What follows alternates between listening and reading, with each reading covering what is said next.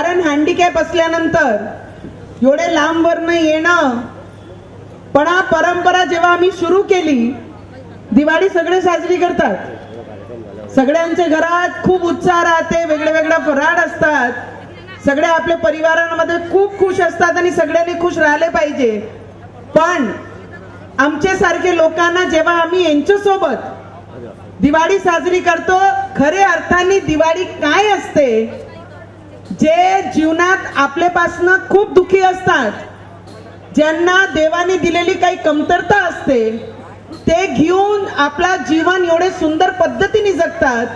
बरेचसे विद्यार्थी इथे ग्रॅज्युएशन करत आहे, काही फायनल वर आहे, काही 12th कंप्लीट केलेले आहे। असे विद्यार्थी सुद्धा जेव्हा त्यांना विचारते की फायनल 12th मध्ये किती आले, फर्स्ट इयर मध्ये किती आले, तर बरेचसे विद्यार्थी जे हँडिकॅप आहे त्यांना काही 75% आहे, 80% आहे। देवाने दिलेली एक ताकद आहे। जीवन जर कोणाला जगाचं असन, स्वतःचा दुःख विसरायचं असन, तर मला वाटते यांना पाहून आपण सीख आपल्या जीवनामध्ये घेतली पाहिजे की जीवन कायला म्हणतात, जगणं कायला म्हणतात। रवीजी तुमच्यासाठीच आहे। जेव्हा सगळे विरोधी एक होतात, मागच्या वर्षी ताई, कविता ताई, तुम्हाला आठवत असेल की माझा पराभव झाला होता, मी खूप दुःखी होती आणि ज्या दिवशी आपण दिवाळीचा कार्यक्रम घेतलं, त्यावेळीस मी स्टेजवर बसून हे विचार करत होती की मी फक्त पराभूत झाली तर एवढी दुःखी आहे, आणि जीवनात एवढे कमतरता असणारे लोक जेव्हा शिक्षण घेतात, नोकरी करतात, गव्हर्नमेंट जॉब साठी कॉम्पिटिटिव्ह एक्झाम मध्ये राहतात आणि एक्झाम देतात, तर यांचं दुःख मोठं की माझं दुःख मोठं। आणि ते घेऊन ते दिवाळीमध्ये ऊर्जा घेऊन पूर्ण जिल्ह्यात फिरली आणि जिथे जिथे मला जे जे वाटलं आणि तिथे तिथे ताकदीने मेहनत केली की जर हे लोक जगू शकते तर मी माझ्या जीवनात यांना उदाहरण घेऊन, यांचं एक्झाम्पल घेऊन मी माझ्या जीवनामध्ये तेवढाच संघर्ष परत केला पाहिजे, आणि ते केलं। आणि मागे मी सांगितलं होतं तुम्ही सगळे आले आहेत, तर रवी भाऊंना काही लोकांनी मुलगा म्हणून, काहींनी आपला भाऊ म्हणून, काहींनी आपल्या परिवाराचा सदस्य म्हणून सगळ्यांनी आशीर्वाद देऊन जा। कारण माझे पराभवानंतर रवीजींचा इलेक्शन होता आणि तेव्हा तुमच्या प्रत्येकाचा आशीर्वाद, एक आशीर्वाद म्हणून त्यांच्या डोक्यावर हात जेव्हा तुम्ही सगळ्यांनी ठेवलं, तेव्हा असं वाटलं कि जिनके सर पे ऐसे लोगों का हाथ है जिनको दुनिया से कोई स्वार्थ नहीं, तो रवि जी का बाल भी कोई बाका नहीं कर सकता। आणि त्याच्यानंतर जे लीडनी रवीजी या मतदारसंघामध्ये 70, 75, 80 हजाराची लीडनी, जिथे सगळे विरोधी एक झाले होते, मला एक माहिती आहे, प्रत्येकाचे हातात जेव्हा किराणा देतो आणि प्रेम आणि कौतुकाचा थाप जेव्हा पाठीशी रवीजींचे पडला तुमच्या सगळ्यांचं, त्याचाच परिणाम होता की रवीजी 80,000 मतांनी बन्नेरा मतदारसंघामध्ये निवडून आले आणि परत आमदार झाले। काही लोक बरेचसे नौटंकी नाटक करतात। रवीजी, शेतकऱ्यांची परिस्थिती खूप बिकट आहे, खूप खराब आहे। आम्ही ग्राउंडवर फिरत असताना आम्हाला माहित आहे की शेतकऱ्यांची परिस्थिती खराब आहे। देवानी दिलेला जे यावेळी पूर्ण महाराष्ट्रामध्ये ज्या पद्धतीने पाऊस झाला, अतिवृष्टी झाली, त्याच्या माध्यमातून महाराष्ट्रामध्ये बरेचसे राज्य, पूर्ण देशामध्ये खूप जास्त इफेक्ट झाले होते आणि शेतकऱ्यांचे खूप हाल झाले होते।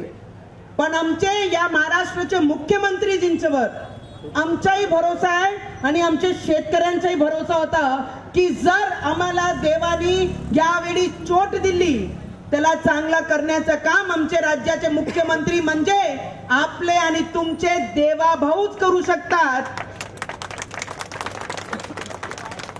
रवीजी, मी तर 13 वर्ष झाले पॉलिटिक्स मध्ये, खूप मोठे नेते होऊन गेले, महाराष्ट्रातून कृषी मंत्री होऊन गेले, पण जे पॅकेज शेतकऱ्यांसाठी या महाराष्ट्रामध्ये देवाभाऊ म्हणजे देवेंद्र फडणवीसजींनी ज्या पद्धतीने दिलं, दुसरा कोणताही मुख्यमंत्री आणि कृषी मंत्री देशाचा दुसरा कोणीही भूतो ना भविष्यवाला पॅकेज देऊन शेतकऱ्यांना विश्वास दिलं, की शेतकऱ्यांना मी वाऱ्यावर सोडणार नाही. शेतकऱ्याचा मुलगा आणि आमच्या सारखे प्रतिनिधी जेही लोक पूर्ण महाराष्ट्रामध्ये फिरत होते त्यांनी आपल्या आपल्या जिल्ह्याची परिस्थिती सांगितली. जेव्हा अमरावती जिल्हा बाहेर केला होता तेव्हा आम्ही त्यांना माहिती दिली. आपला अमरावती जिल्हा त्यांनी समावेश करून घेतलं. मला वाटते आणि कविताताई मागे आपण दिवाळीचीच वेळी त्यांना दिवाळी प्रेझेंट मागितलं होतं. मुख्यमंत्री साहेबांना मागितलं होतं की नाही मागितलं होतं? किती लोक होते मागच्या वर्षी? आपण सगळ्यांनी मुख्यमंत्रीला डिमांड केली होती की आमचे पगार वाढले पाहिजे. आपण सगळेच होतो ना, सगळेच होतो. आणि आपण स्पीकरवरच त्यांना मागितलं होतं की मी आता खासदार नाहीये, पण खासदार असताना मी पार्लमेंटमध्ये मांडलं होतं की 1500 रुपये जे आम्हाला पहिले 600 चे 1500 मी केले आणि 1500 चे आता 3000 रुपये झाले पाहिजे. तर आपल्या देवाभाऊने 2500 केले की नाही केले? केले की नाही केले? एकदा जोरदार देवाभाऊसाठी जोरदार टाळ्या. मी रवीजीला मागे सांगितलं होतं, रवीजी आता तुमचे इलेक्शन आहे, मी पार्लमेंट मध्ये बोलू शकत नाही.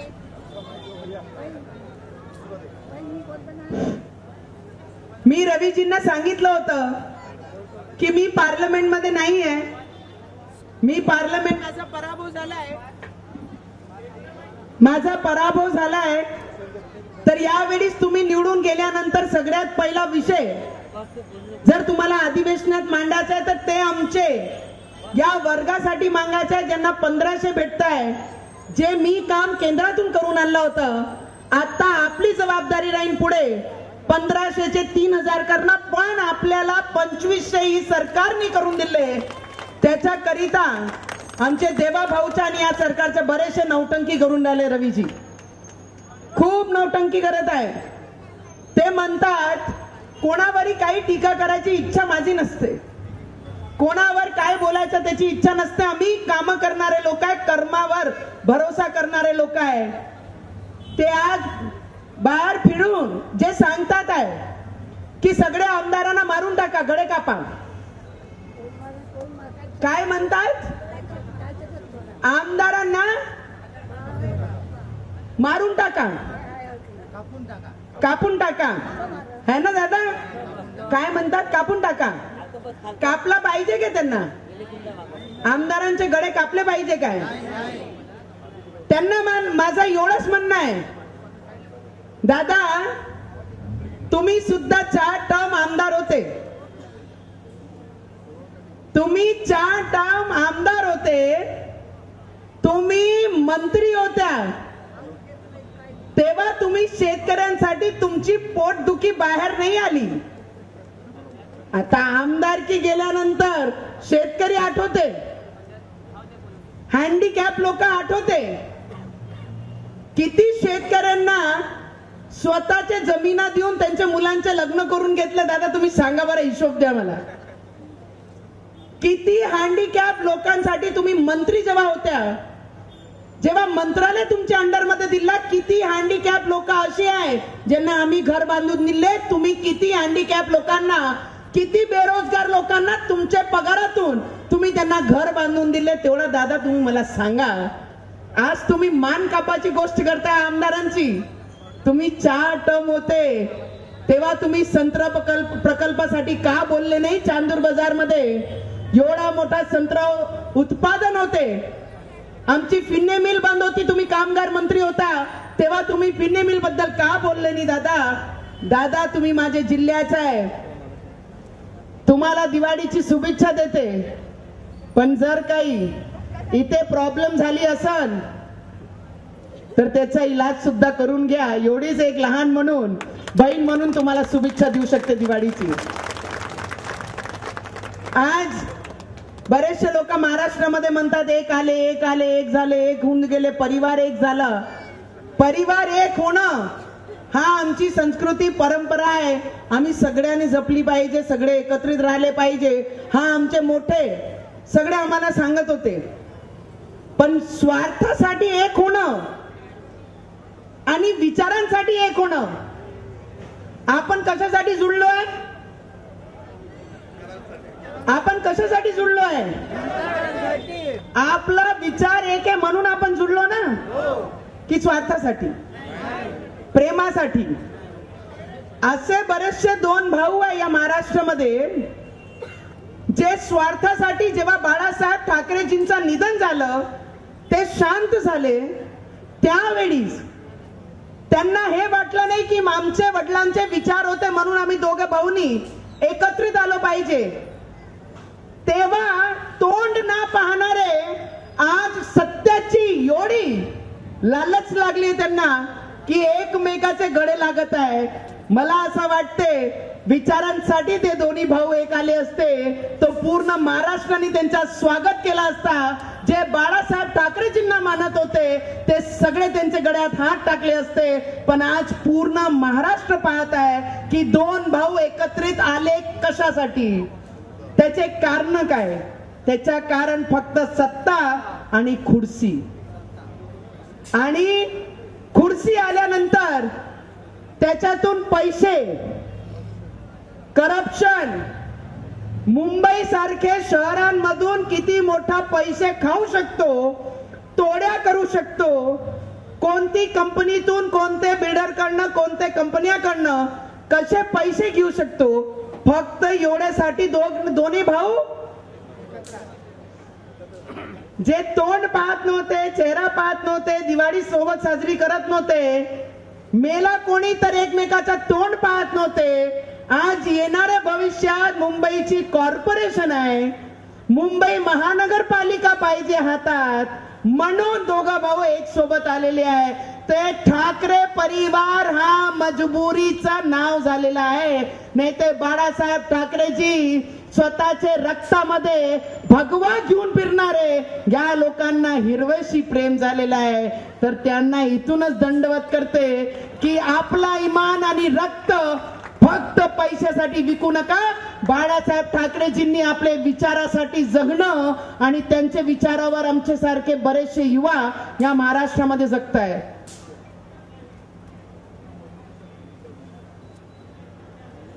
आणि देशावर मोदीजी आहेच,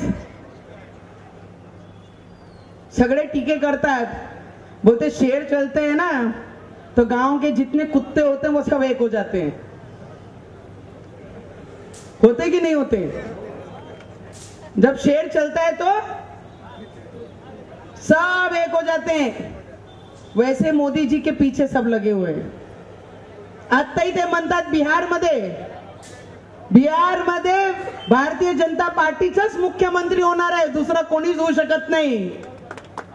कारण ज्या पद्धतीने तिथे प्रचार चालत आहे ताई, काश्मीरमध्ये जेव्हा आतंकी हल्ला झाला तर ऑपोजिशन नेत्यांनी काय म्हटलं? त्यांनी हे नाही म्हटलं की आमच्या सैनिकांचं कौतुक केलं पाहिजे, आमच्या सैनिकांनी मोठी दुर्घटना होऊन वाचवलं. त्यांनी मोदींवर टीका केली. आणि जेव्हा आपण हल्ला केलं तेव्हाही त्यांनी मोदीजींवर टीका केली. इथून समजते कि ऑपोजिशन कितना कमजोर हो गया है. मजबूत आदमी काम करता है और कमजोर व्यक्ति उसे रिएक्ट करता है. आणि आज आपल्याला सगळ्यांना दिवाळीच्या निमित्ताने आमचे भारतीय जनता पार्टीचे सगळे पदाधिकारी, स्वाभिमानचे सगळे पदाधिकारी, काही माझी नगरसेविका, सेवक जे इथे आणि ज्यांना येणाऱ्या भविष्यात नगरसेवक व्हायचा आहे, दिवाळीच्या निमित्त सगळ्यांना मनापासून शुभेच्छा देऊ. शुभेच्छा देताना एवढंच सांगन, पद कधी येते, कशा येते, कोण पदावर विराजमान होते, पण मी आपल्याला एवढीच विनंती करीन, पद आल्यानंतर राष्ट्रसंत तुकडोजी महाराज नेहमी म्हणायचे की माणूस द्या, माझा माणूस द्या, आणि त्या माणुसकीसाठी आपण सगळ्यांनी मिळून काम केलं पाहिजे. एवढंच सगळ्यांना विनंती करीन.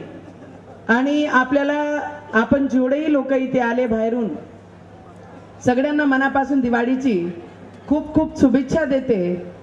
और कॉर्पोरेशन मध्ये, जिल्हा परिषद मध्ये यावेळी दुसरा कोणताही नाव नाही, फक्त भारतीय जनता पार्टीचंच कमळ हे लागणार आहे. सगळे साथ द्यान काय? जेवढेही आहे इथे उभे, जिथे कुठे राहिले, भारतीय जनता पार्टीचा, भारतीय जनता पार्टीचा. आमचा स्वाभिमान आमच्या सोबतच आहे. रवीजी सोबत आहे ना आमच्या, आणि त्यांनी स्वतःच म्हटलंय छोटा भाऊ म्हणून युवा स्वाभिमान भारतीय जनता पार्टीचे नेहमी सोबत आहे, आणि कॉर्पोरेशन मध्ये महानगरपालिकामध्ये हा फक्त जिल्हा परिषद, रवीजी मी भारतीय जनता पार्टीची कार्यकर्ता आहे बरं, आणि भारतीय जनता पार्टीचं महापौर आणि भारतीय जनता पार्टीच्या जिल्हा परिषद अध्यक्ष हा भारतीय जनता पार्टीचाच होईल, त्याच्याशिवाय दुसरा कोणीच बसू शकणार नाही. कारण जनता, शेतकरी, शेतमजदूर, निराधार, श्रावणबाळ चे महिला आणि जेवढेही इथे हँडिकॅप जेवढेही लोक आले आहेत सगळ्यांना मी हात जोडून विनंती करन, केंद्रात भारतीय जनता पार्टी, राज्यात भारतीय जनता पार्टी, आणि आपण आपल्या आपल्या जिल्ह्यामध्ये, शहरांमध्ये आणि जिल्ह्यामध्ये भारतीय जनता पार्टीचाच झेंडा आपल्याला सगळ्यांना मिळून लावायचा आहे. सगळे तयार आहे ना? सगळे किती लोक सोबत राहील आपल्या हात वरती करून सांगा बरं. देवा भाऊ आमची अमरावती तयार आहे, आणि दिवाळी नंतर जोरात आम्ही सगळे कार्यकर्ता मिळून मैदानात उतरू आणि आपला झेंडा नक्की या जिल्ह्यामध्ये लागल. भारतीय जनता पार्टीचं भारत माता की, भारत माता की. नितीन भाई झेंडा लावून. एबीपी माझा, उघडा डोळे बघा नीट.